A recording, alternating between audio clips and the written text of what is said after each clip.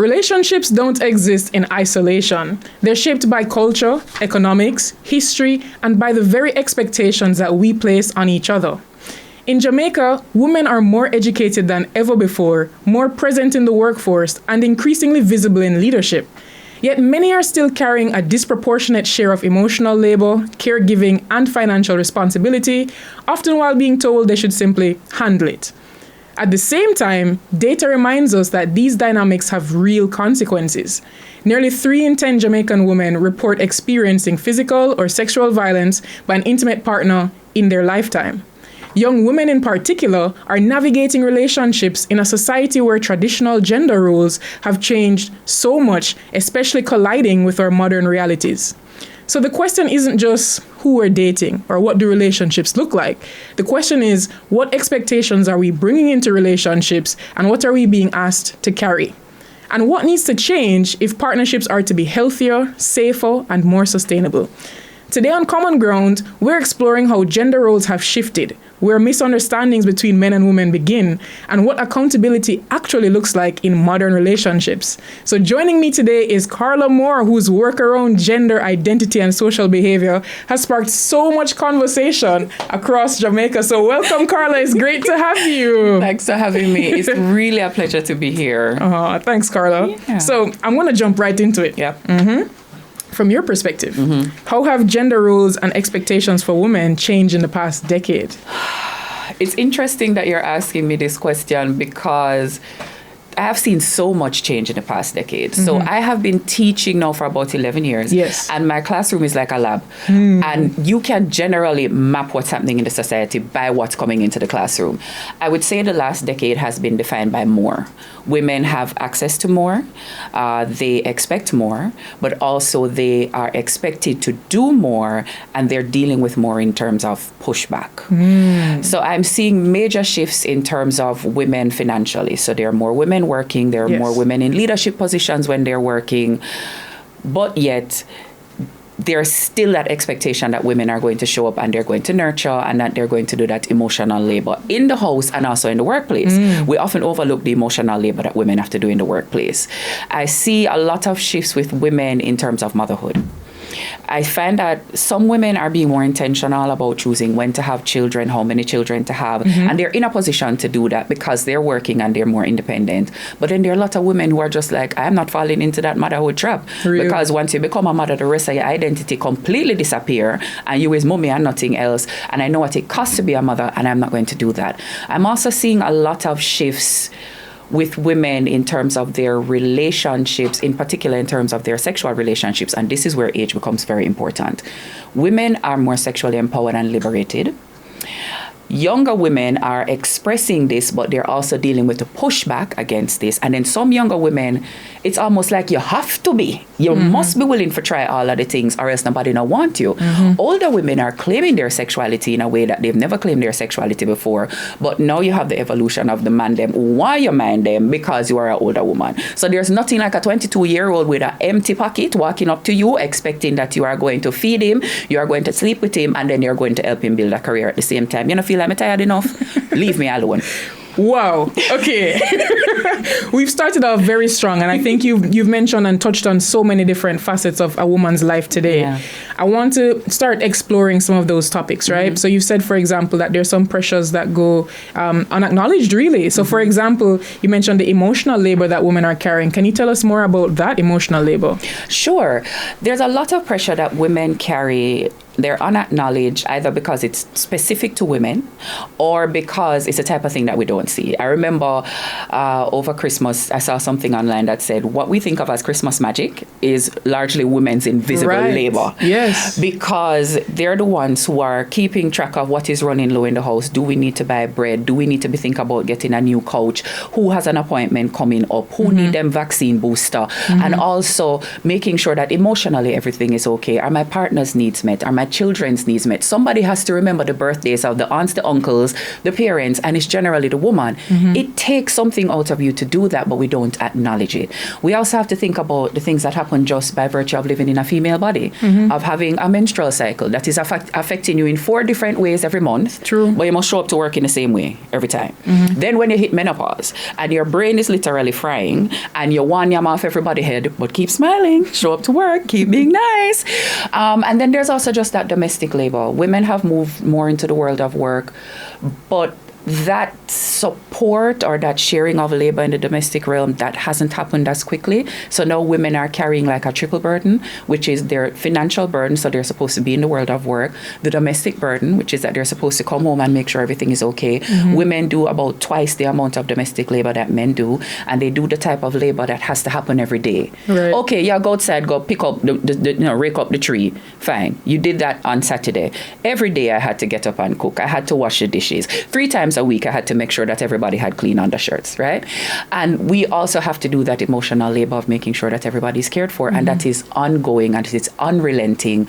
But there's rarely a moment where you have anything to show for it except for a healthy family and a happy relationship. Wow. So as we explore that emotional labor, lots of statistics have come out recently to say that our birth rate is declining. It's down. Do you think that emotional labor ties into that declining birth rate? Any other reasons you might think of? Yes. I think that there are a lot of women who are just avoiding relationships overall because they don't want the emotional labor that comes with it and the lack of reciprocity that comes with it. Right. And there are a lot of women who have recognized that on 2 levels, on the personal and on the organizational level, things are not in place to support them to make motherhood feel manageable. We prepare women for motherhood, but we don't spend as much time preparing boys for fatherhood. We don't talk to boys about why it's important to be a good father. We talk to them about why they need to get a youth. But we don't show them how it's important to show up in a child's life. So a lot of women will tell you that I see married single mothers all the time, and they have no interest in that for themselves. I think there's a way that we expected women to suffer, and we had normalized suffering for women, and we understood that a woman's life is never easy, and if you want to go your nose off a run, well, we take as much Panadol as we can take, and when I want we nose run again, so we're just not gonna make some of the choices. So we're not having children, and some women are just avoiding relationships, and of course that is going to contribute to a declining birth rate. And also a lot of women are like, I would like to have a career that can see me through to old age, and if I want to do that, I cannot split my time. So I have to choose one. And the thing I've chosen is the thing that ultimately I know is going to allow me to retire with dignity, which is my career. And the birth rate goes down as a result. How do you think women are dealing with that, right? Because to make this shift to say, okay, no, I'm actively choosing not to be a mother. I'm prioritizing my career. And then you'll have a whole school of thought about, look how she's choosing, career and work over family and what's going to happen to the family structure going forward. Yes. How do you think women are navigating that? I think women are dealing with a lot of guilt and a lot of shame, and people are dumping a lot of guilt and a lot of shame on them. They want us to feel bad for the fact that things are changing without recognizing that there are systemic and societal things that are causing that change. I think a lot of women are leaning more into their friendships for support.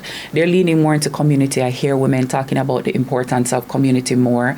I think a lot of women are unlearning some of the things that may have caused their mothers and their grandmothers to suffer. And that's one of the beautiful things that I actually see happening. Generally, we see people focusing on the next generation. So I want to be in touch with the next generation so I can mold them and I can mentor them.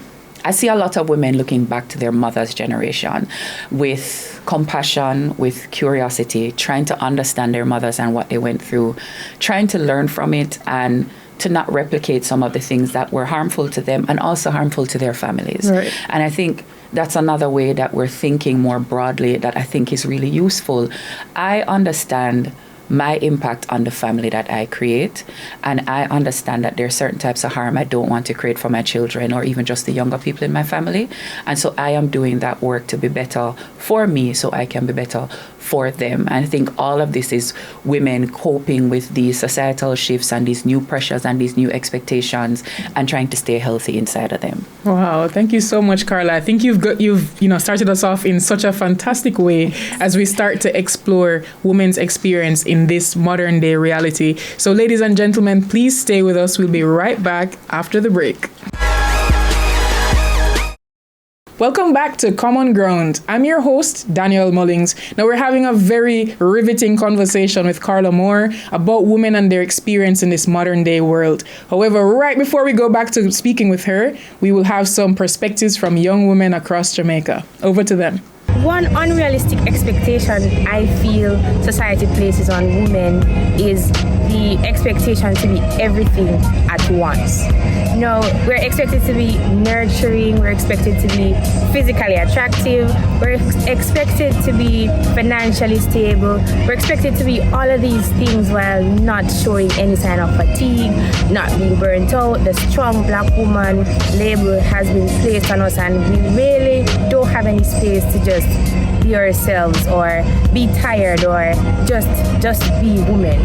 And one thing I wish men better understood about women is that women require effort, emotional safety, and consistency. One of them that I have a problem with is persons asking or telling me to have a child before the age of 13. I am a Christian and I believe in having a child in marriage. I do believe in not having a child and struggling with that child. I also believe that a child should grow up in a home with a father. And as such, waiting until I'm married is that desired time. But a lot of persons will say to you, hey, come and have a child, you should have a child from in your 20s because you're going to have childbearing problems when you reach 30, you're going to have difficulties. Or do you want a child to be when you're going to school with a child, you're old and they're troubling your child to say your mother is a old woman? Like, for me, I don't really care. Ephesians 5:21 to the end does speak towards how women should treat their husbands and how men should treat their wives. Now you should be asking, why am I talking about wife and husband and we just a date? I don't believe that you should be dating a woman unless you intend to marry her. I think relationships now are a little bit confusing for some. I think some persons in our age range are like focused on their degree and their education, like myself, and then others are really focused on like a sexual relationship instead of having an emotional connection with people. I wish men better understood that not all women are just trying to take them for all that they have, and some women want to build with them and are thinking about the long term of not just themselves but the couple together. So we've heard a lot from young women across Jamaica, and we're going to unpack it a little bit more now. So we're going into dating and relationships, Carla. And you started off the year, was it this year or maybe end of last year? I saw you post a video where you said the next person will take me for idiot, they might get through. They might get through. Can you explain that for us? What's going on? I have been very determined to never be taken for an idiot again. Mm-hmm. But I've realized that I've become very defensive and I don't trust easily. And I think it's actually making it very hard for me to have relationships. It's hard for new people to come into my life, and the people who are already in my life, I take time to force them out because I don't trust them at all. And so I have to open myself up. I have to give people access to me in a way that could result in me being taken for an idiot. And I just have to take the risk and hope that I choose better and I don't choose the type of people that take me as an idiot. And that I can also realize that if somebody take me for an idiot, it's not a commentary on me. It's about them being the type of somebody, yeah. And I think that's such a nice perspective to have, because I mean, it kind of strong when you hear it at first, right? But nice in the sense that you're recognizing that we as women also play a role in the relationships that we end up in. Yeah. But I'd like to hear from you. I mean, we've seen a lot of statistics about how this is the loneliest generation in a long time, and there seems to be some misunderstanding or mismatch between men and women. What would you say are some of the themes you're seeing as you do gender studies? I think what I see coming up is how gender roles continue to be a barrier to healthy relationships. Because I don't show up with curiosity about you as a person. I show up with expectations of how you should be. Right. So you is a man. So I expect you to do this and do that, and you're supposed to respond in this way and that way, and you're supposed to can hold it and manage your emotions, and you're supposed to can go out there and work and provide, and if something go bump in at the night, you must run go out like you're not afraid. And I am a woman, so I'm supposed to can cook and clean and nurturing, and I'm supposed to struggle with you the same way your granny did struggle with your grandpapa, and we must forgive you no matter what, and all of these other things, and I must be sweet and docile. That has nothing to do with the person that's in front of me.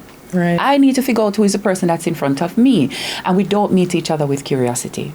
I come with a very clear idea of my needs, but if I'm not careful, my needs can become demands of you, because I haven't interrogated them enough to understand which of these needs should be met by me, which should be met by my friends, and which should be passed on to you as a request, as opposed to a demand for something that you must do. And I think that's where we start off by getting it wrong. And also, when we get into relationships, we start to focus on the other person in a way that we almost exonerate ourselves for all the wrongs that we might do. Anything that goes wrong at the other somebody fault, as if we don't also have a role to play in whatever the issues are. And then the trauma from the past, whether past relationships or things that we witnessed in our families, collective traumas like enslavement continue to impact us now. And we're not doing that work to figure out how that's shaping the way that we show up in relationships. And so anything that is wrong is a person. Everything just goes on the person, because it's hard to blame society, you know. You can't blame society as a whole. I can't blame you because you're sitting in front of me. And there's a way that we just kind of leave ourselves out of the equation, and then we wonder why our relationships don't work. Wow. So what do you think then are some of those patterns that we need to unlearn as women? As women, we need to unlearn outsourcing care and consideration for ourselves. A lot of us, when we get into relationships, we start to pour into the other person. We stop pouring into ourselves. And then there's an expectation. We're constantly watching them to see if they're going to meet us in the same way that we have been giving to them. Well, honey, nobody never tell you if you give 150% to the smaddy, so them cannot possibly give back the 50 to you. So you need to give to yourself, so you don't have this expectation that this person will care for you. No, you also need to be caring for yourself. A lot of us, our identity is bound up in being helpful, useful, and valuable to other people's lives. We're carers and we're nurturers, and that's our identity. But if you're starting that search for a relationship from that perspective, you're not going out looking for a partner, you're looking for a project. Right. You're looking for somebody who need to fix up so you can feel good at the end of the day that you help them by fixing them up. That is not a space for romance, that is not a space for ease, that is not a space for growth, that is a space for work. So you need to unlearn that as well. I think dating for familiarity as opposed to dating for what's best for us. A lot of us replicate the love relationships that we had earliest in life. So the way that our parents loved us or the way that our parents loved each other is what we're accustomed to, including to any pain, any abandonment, any criticism, any instability. We're used to it. So when we find somebody we love, we like that, we move towards it because that feels like home. But you didn't necessarily come from a healthy home. So recognizing your own patterns of choosing people who are not serving you, healing what you need to heal so that you can find something else and take off the cape. You don't need to be super anything, superwoman, super whoever. And please stop expecting perfection from yourself. Like, perfectionism is not going to solve anything. It's not going to make your relationship feel better. It's not going to make you feel happier. The only thing it's going to do is lock you into this unending performance of somebody that is not even you. So release it. Who you are is fine. Why do you feel that your relationship is an endless aspiration to be somebody other than you? There's nothing wrong with you. It's okay for you to be yourself and in relationship at the same time. So many powerful themes there. I feel like the underlying message from what you're saying from the start of the show has been to be able to give ourselves grace as women. Yes. Because we have these very high expectations of ourselves that sometimes are just impossible to meet. It's impossible to be everything to everybody at all times. Yes. And so at some point we have to do some negotiation there. Yeah. I want to ask, what do you think women want or need most from relationships right now that maybe men are not understanding? That caveat. That caveat. I think that men understand that women want safety But I think they're focusing on physical safety. So I want somebody who can protect me. Women also need social and emotional safety. I need to be able to be in a relationship with you without worrying that your actions are going to shame me or embarrass me or make me look like an idiot or make me feel like I was an idiot for trusting you. Right. That's social safety. I need to be able to be in this relationship and keep my dignity. I need emotional safety.